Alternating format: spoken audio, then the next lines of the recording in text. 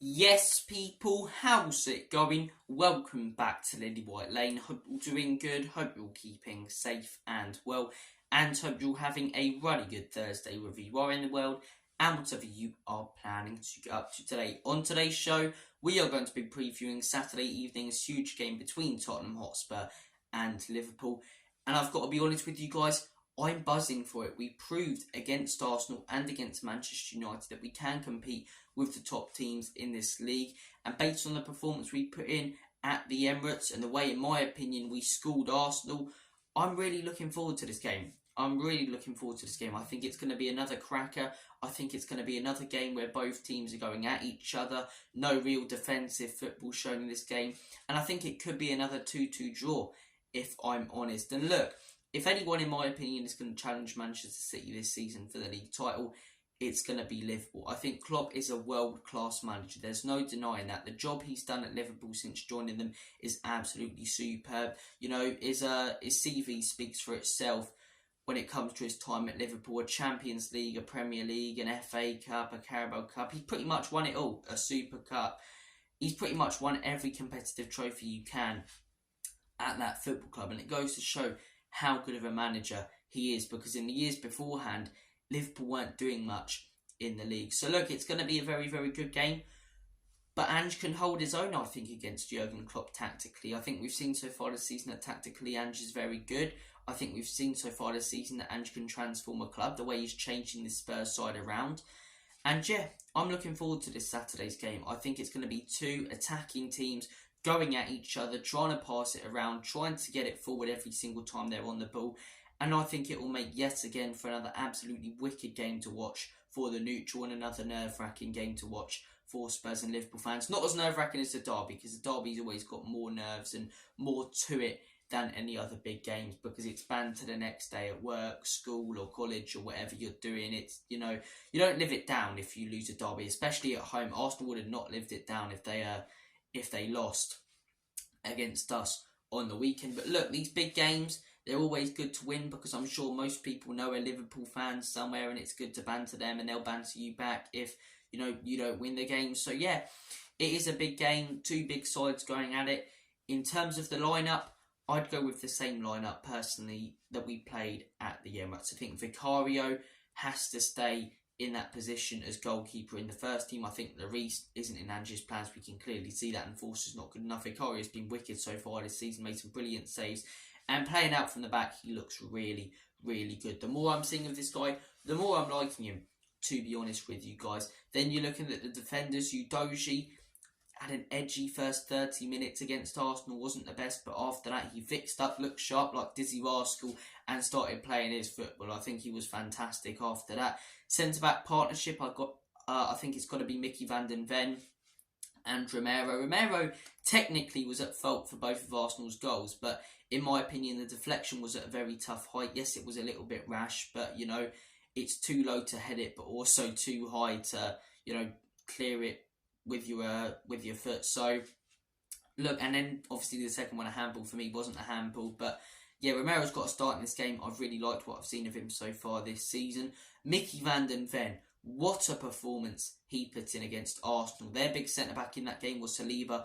Ours was Mickey van den Ven. He showed how much of a class player he is, and he's so young as well. He's so young. He's only going to get better and develop. I'm loving what I'm seeing from big Mickey van den Ven so far at this football club. So he goes straight in there, an aggressive player, but also a calm one when you need it, putting some fantastic challenges. Yeah, he's got to be starting every single game for Spurs this season when he's fit. Right back, Royale's not been terrible for Tottenham. He's come off the bench a couple of times for us. He hasn't been bad. Scored against Brentford, plays, you know, quite well in that game. But I think since Puro got into the team against Manchester United, the guy's delivered every single time. I liked what I saw of him against Arsenal. Defensively, he's getting better. Puro's got to be in there for me. Puro has to be in there for me. Midfield three, Maddison, if he's fit, goes in there. Bissouma, you know, absolutely bossed that midfield against Ascuna Scum. They were talking about Rice controlling the midfield and Odegaard. Odegaard went missing because Bissouma pocketed him in that game. I think, you know, Does Skip deserve a shout? Yes, he's not done anything bad, but I think it's got to be Pape Matar Sarr until Bentancur comes back. And in front three, if Johnson's fit, I'd start Johnson again. I think he injected pace and energy into that North London derby. I liked what I saw of Brennan Johnson. Yeah, I think he's got to start again if he's fit. If not, Manuel Solomon has to go in there. You know, every time I've seen Manuel Solomon, he's not done anything outrageous, but he has impressed me with his energy, his work ethic, and his skill. So look, that would be my front three. Sonny central. On the left wing, if he's fit, Brennan Johnson. If not, Manuel Solomon. And Dejan Kulusevski on the right. In terms of what we can expect from Liverpool, we can expect them to go for us. They've had a great start to this season. First game, 1-1 draw against Chelsea. I think, to be honest, they were a little bit unlucky not to win that game. I think that was a tight game. I think Chelsea, you could make an argument for them missing chances and unlucky not to win it, but they had that Salah offside goal.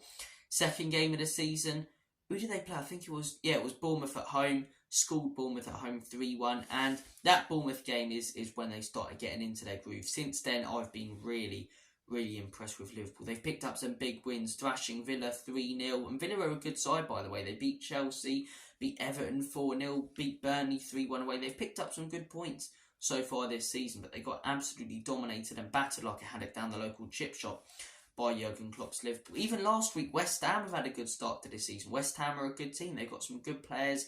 Moyes is getting them playing well. The likes of, Mohamed Kudus, who's a very good player in that team now. And, just got absolutely schooled by that Liverpool team. That Liverpool team have been really good so far this season. And I don't feel like they're being talked about enough. Am I really fussed that they're not being talked about enough? No, because I'm a Spurs fan. But I think everyone's talking about us playing great, which obviously I want them to, and rightly so. Everyone's talking about Manchester City dominating the league, Arsenal, their new signings, Man United, how their start hasn't been very good, Chelsea, how their start hasn't been brilliant. No one seems to be talking about how good of a start to the season Liverpool have made. I mean, they're just dispatching of teams who are good. The likes of West Ham and Aston Villa, they've got some quality players, and it seems like with Jurgen Klopp, he'll have a great season where they contend for the title, and then the season after, the players will be a little bit hurt by the season before, not winning the title and, not getting the success that they wanted. And then they'll have a bit of a slower season, maybe finish 4th, 5th. And then they'll have another, brilliant season where they go for the title and then it will slow down again. And we've seen that sort of pattern with Jurgen Klopp. Narrowly made it into the top 4. That Alisson header against West Brom in the 2020-2021 season. Season after contending for the league.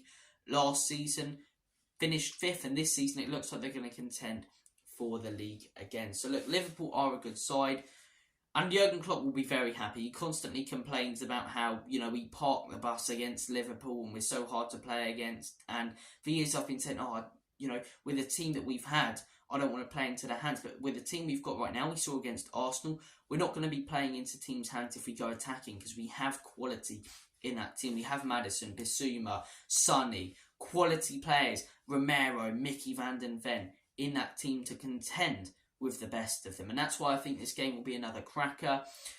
Players to look out for Liverpool, I think Darwin Núñez has made a really good start to this season. He hasn't started a lot of games in general. He's come off the bench a few times, but I think as an impact sub as well, he's been brilliant. And he contributes so much more than being clinical. Last season, he couldn't finish his dinner a lot, but I thought the way he contributed to the way Liverpool played was absolutely fantastic. And I think so far this season, he's missed a few chances, not as many as last season, but he's also being creative in that Liverpool team, creating chances, linking up play well, and he's getting more goals than he was last season. That Newcastle game, when Darwin Núñez retires and looks back on his career, that'll be one of the highlights for him. Down to 10 men, his team with their backs up against the wall.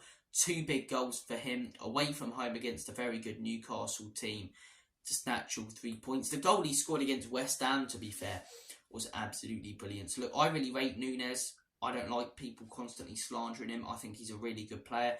Jota as well, another one. A lot of these Liverpool players, I said this Liverpool team aren't being talked about enough. A lot of these players aren't being talked about enough. Jota had a couple of injury problems, but last season was good and started this season really good, banging in goals when they need them. Salah, we know Salah's a top quality player, started this season really well. Last season, it wasn't his most amazing season. It wasn't bad, but it wasn't his most amazing season. The season before, arguably the best player in the Premier League when he got the joint Golden Boot with Son. This season he started similarly to that season as well. Their midfield as well. Their midfield's looking really good. That was their biggest issue last season. The lack of midfield and creative players in it. Playing Henderson, Keita, starting players like this against the likes of Rodri and De Bruyne in the Premier League. It was only going to go one way for Liverpool last season. But look at the players they've got now. McAllister, really, really good player. Shobalobalobazai, I really like him. I know I've absolutely butchered and took the mickey out of his name there. But Szoboszlai, he's a very, very good player. Very good player, very creative. I think he's so much of a better signing than Mason Mount for Manchester United. I think everyone was going, Mount Premier League proven, Szoboszlai isn't. Mount will probably be better. This guy's been way better than Mason Mount and a lot of other signings made by teams in the Premier League. I think he's looked really, really good, to be honest. Then you're looking at their defence as well. It's shored up a little bit this season. I think this is going to be a really, really tough game, but I do think both defensive units, they can be penetrated, they can be broke down. I think both are good, but they can concede. I'm going to go for another Desmond. I'm going to go with a 2-2 draw. I think it's going to be another entertaining game. I think Salah opens the scoring at the lane. I think Spurs respond, take a 2-1 lead. And then I think Liverpool equalise fairly late on. That's how I predicted the game would go against Arsenal. It did end 2-2. It didn't quite go that way, but yeah, I think it's going to be a good team. Ange's home record's absolutely ridiculous as well. I don't know how many of you guys have seen it. I don't believe he's lost a game at home in 50 games or more, or something stupid like that. So hopefully it's another big win here. If it's a draw, that's great. Yes, there's no pressure on us really this season. That pressure's building a little bit based on the way this team's playing, not from fans, but from pundits and opposition fans, which it shouldn't be, because this is a transitional and a year where we're rebuilding, we're exceeding expectations. That's why now people are predicting us to do better. So, look, there is a little bit of pressure now from opposition fans for us to live up to based on the performances we've put in so far this season and the way we played and schooled Mikel Arteta and Arsenal at the Emirates. So, yeah, I think it's going to be an interesting game, but I do think the players can live up to that expectation. Going 2-2, entertaining, enthralling, big chances, maybe a penalty, maybe a red card. I think it's going to be really good. It's always good when we do play Liverpool, to be fair. I mean, even the last few years when we haven't been the best, we've had some absolute crackers against these lot. I remember last season, the 4-3 for the neutral. That must have been awesome from a Spurs fan's perspective. It was really painful, but that was a cracker. That was an absolute cracker. Even earlier in the season, we missed some big chances. Should have beat them when they beat us 2-1. The season before, that 2-2 game at the Lane where Robertson got sent off and also scored before he got sent off, and Son and Kane scored. That was brilliant. Absolutely brilliant. Even, later in that season, the 1-1 draw at Anfield where Conte pretty much schooled. And it was one of Conte's, best tactical masterclasses at Tottenham, where he went to Anfield against the most on-form team arguably in the world and got the better of them tactically. Sat back, caught them out on the counter, took away a 1-1 draw. So, look, I think it's going to be a tough game.